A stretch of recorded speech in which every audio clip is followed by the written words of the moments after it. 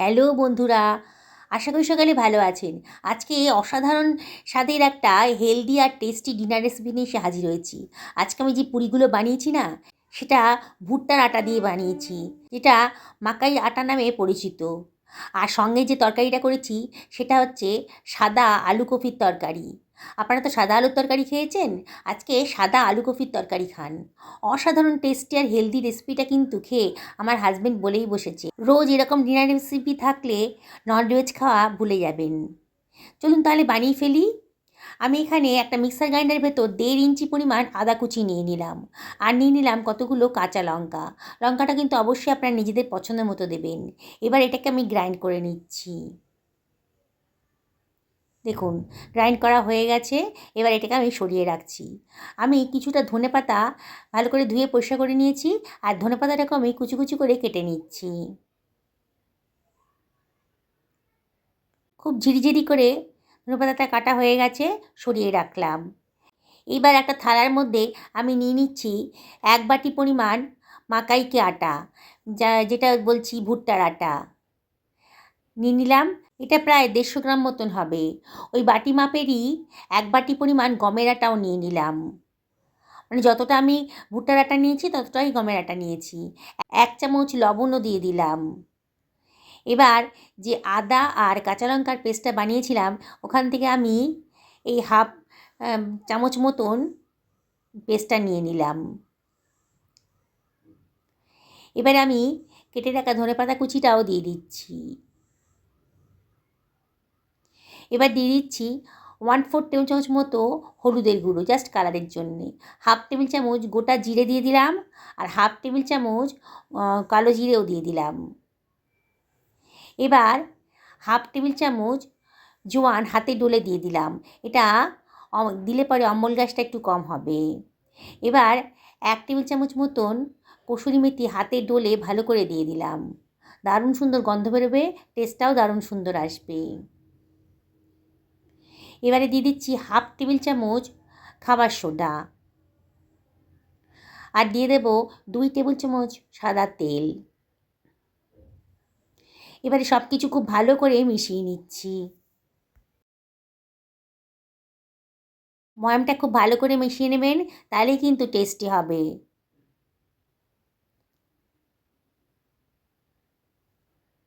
লবণটা না হলে এক জায়গায় একটু পানসে পানসে লাগবে, এক জায়গায় হয়তো লবণটা বেশি হয়ে যাবে, তাই খুব ভালো করে ময়ামটা মিশিয়ে নিতে হবে।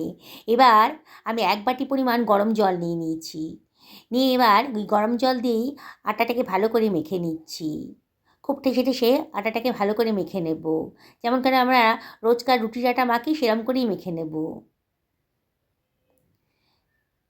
দেখুন, আমার এই আটাটা মাখতে 1 বাটি পরিমাণ জলই লেগেছে, গরম জলই লেগেছে।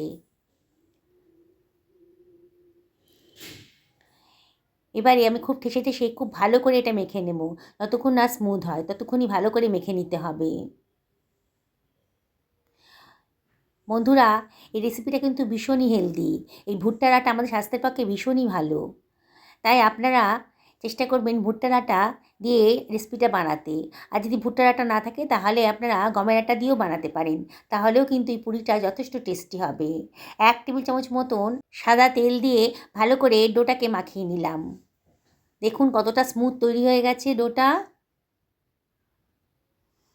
এবার এটাকে আমি মিনিট 10-15 রেস্টে রেখে দেব। বাকি অ্যারেঞ্জমেন্টগুলো করে নিই। এর সাথে একটা তরকারি করব। আপনারা তো সাদা আলুর তরকারি অনেক খেয়েছেন। আজকে আমি সাদা আলু কফির তরকারি করব।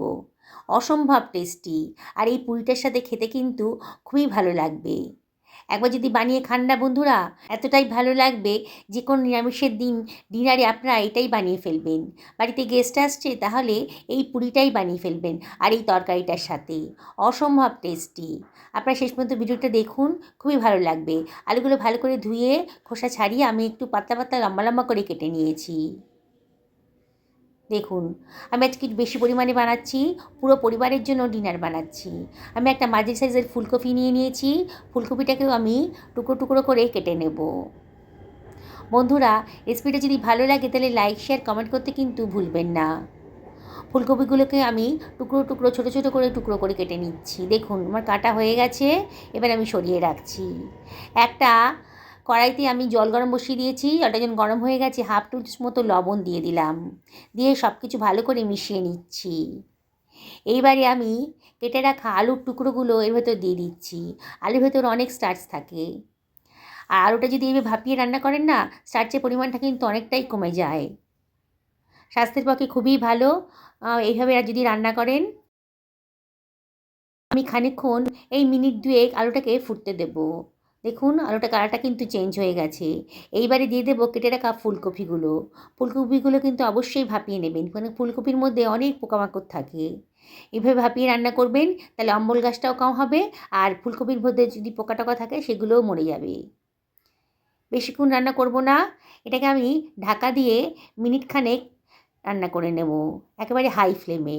দেখুন তারপরে গ্যাসের ফ্লেমটা অফ করে দিয়েছি, দিয়ে একটা স্ট্রেনারের সাহায্যে আলু আর ফুলকপিগুলোকে আমি একটা অন্য পাত্রের ভেতর তুলে রাখছি।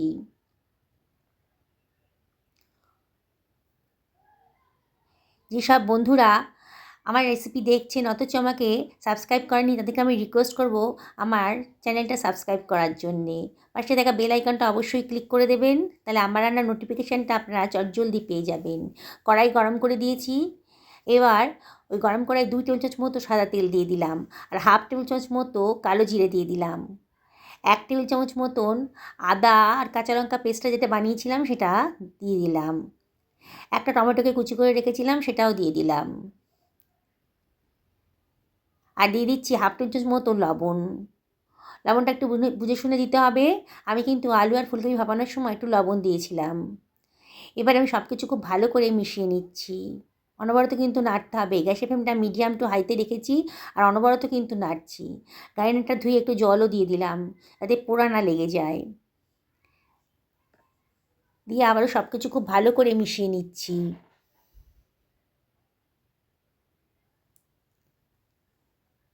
দেখুন বন্ধুরা, আস্তে আস্তে কিন্তু মশলার গা থেকে তেল বেরোতে শুরু করে দিয়েছে। এইবারে বোঝা যাচ্ছে মশলাটা কষানো হয়ে গেছে, ভাপানো আলু আর ফুলকপিটা এর ভেতর দিয়ে দিচ্ছি। দিয়ে সব কিছু আবারও ভালো করে মিশিয়ে নেব। এইভাবে রান্না করে দেখবেন, অসম্ভব টেস্টি হবে। একবার যদি বানিয়ে খান না, বললাম তো ভুলতে পারবেন না। বারে বারে কিন্তু এটা বানিয়ে খেতে ইচ্ছে করবে। খানিকটা ধনেপাতা দিয়ে দিলাম, দিয়ে আবারও সব কিছু ভালো করে মিশিয়ে নিচ্ছি। খুব হালকা পাতলা রান্না হলেও এটা কিন্তু অসম্ভব টেস্টি। যে খাবে না সেই কিন্তু আপনার প্রশংসা করবে যে এতটাই টেস্টি হয়েছে। মাঝে মাঝে একটু নাড়াচাড়া করে দিতে হবে। মিনিট 2 এইভাবে কষিয়ে নেবেন, কিন্তু মাঝে মাঝেই নাড়াচাড়া করে দেবেন, নাহলে কিন্তু পোড়া ধরে যেতে পারে, তখন খেতে ভালো লাগবে না। এবার আমি দিয়ে দিচ্ছি গরম জল। গরম জল দেওয়ার চেষ্টা করবেন, রান্নাটাও তাড়াতাড়ি হবে, রান্নার কালারটাও সুন্দর থাকবে। আবারও সব কিছু ভালো করে মিশিয়ে নিচ্ছি। এমন করে জলটা দিয়েছি যাতে আলু আর ফুলকপিগুলো ডুবে যায়। এবারে দিয়ে দিচ্ছি চিড়ে রাখা কতগুলো কাঁচা লঙ্কা, আর খানিকটা ধনেপাতাও আবারও দিয়ে দিলাম। এবার আমি ঢাকা দিয়ে মিনিট 5-6 মিডিয়াম টু লো ফ্লেমে রান্না করে নেব। দেখুন 6 মিনিট বাদে দেখুন আমার বোঝা যাচ্ছে যে রান্নাটা কিন্তু কমপ্লিট হয়ে গেছে। এবার আমি হাতায় করে খানিকটা আলু আর ফুলকপি একটা থালার মধ্যে তুলে নিয়েছি, আর এটাকে আমি চটকে দিচ্ছি। এইভাবে চটকে যদি দিয়ে দেন না ভেতরে, তাহলে কিন্তু রান্নার টেস্টটাও ভালো আসবে, আর গ্রেভিটাও একটু ঘন হয়ে যাবে, খেতে অসম্ভব সুন্দর লাগবে। আপনারা, আমি রিকোয়েস্ট করব এইভাবে একদিন বানাবেন, দেখবেন খুবই ভালো লাগছে। সাদামাটা তরকারিও অসম্ভব টেস্টি হয়েছে, আর লুচি রুটি পরোটার সাথে এটা কিন্তু খুবই ভালো লাগে। আজকে আমি পুরীর সাথে খাচ্ছি, কিন্তু আমরা প্রায় দিন রুটির সাথে এই রেসিপিটা, মানে এই তরকারিটা বানিয়ে খাই, খুব ভালো লাগে। দেখুন আমার কিন্তু তরকারিটা রেডি হয়ে গেছে, কালারটাও যথেষ্ট সুন্দর এসছে, সাদা আলুকপির তরকারি। এবার এটাকে আমি একটা বোলের ভেতর এটাকে আমি রেখে দিলাম। দেখুন বন্ধুরা, আবারও রিকোয়েস্ট করবো আপনাদেরকে, এরকম তরকারি একদিন বানিয়ে খান, সাদা আলুর তরকারি তো অনেক খেয়েছেন, সাদা আলু ফুলকপির তরকারি বানিয়ে খান। এবার সরিয়ে রাখলাম। আমার মিনিট 15 হয়ে গেছে, আটাটা মেখেছি, দেখুন কতটা স্মুথ হয়ে গেছে আটাটা। আবারও একটু ঠেসে ঠেসে মেখে নিচ্ছি। যত ভালো করে মাখবেন আপনার পুরি কিন্তু ততটাই টেস্টি হবে। এবার আমি এখান থেকে কতগুলো লিচি কেটে নিচ্ছি।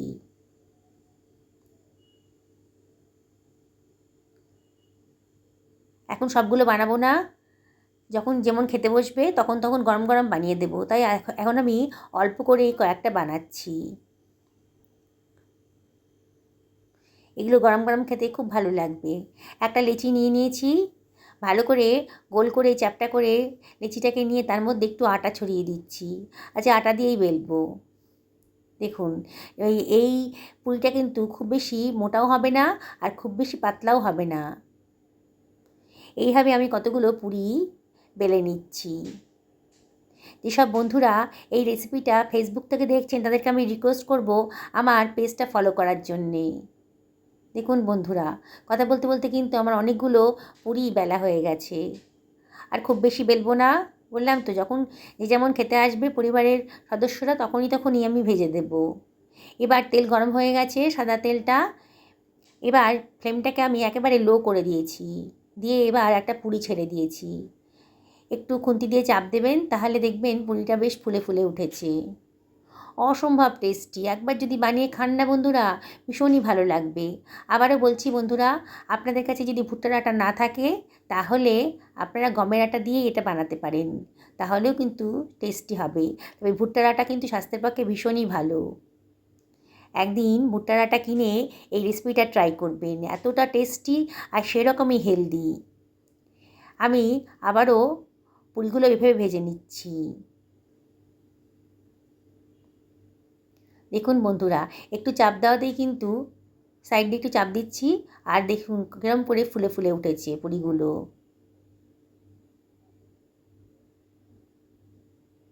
দেখেই কিন্তু খেতে ইচ্ছা করবে।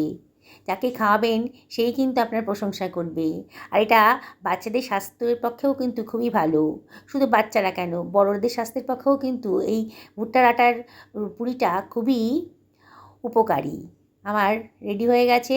এবার আমি একটা সার্ভিং প্লেটে এটা সার্ভ করে দিয়েছি, আর বাটিতে করে তরকারিটাও দিয়ে দিচ্ছি। একেবারে নতুন ধরনের রেসিপি, বাড়িতে অবশ্যই একদিন ট্রাই করুন। কি বানাতে ইচ্ছে করছে তো? তাহলে বানিয়ে ফেলুন। পরিবারের সকলের জন্য বানান, নিজেও খান। একটা ফুলকো পুরি আমি ছিঁড়ে দেখাচ্ছি, দেখুন কতটা দেখতে সুন্দর হয়েছে। আর তরকারিটার টেস্টও কিন্তু অসম্ভব ভালো। হেলদি খান, সুস্থ থাকুন, সকলে ভালো থাকুন। নমস্কার নেবেন।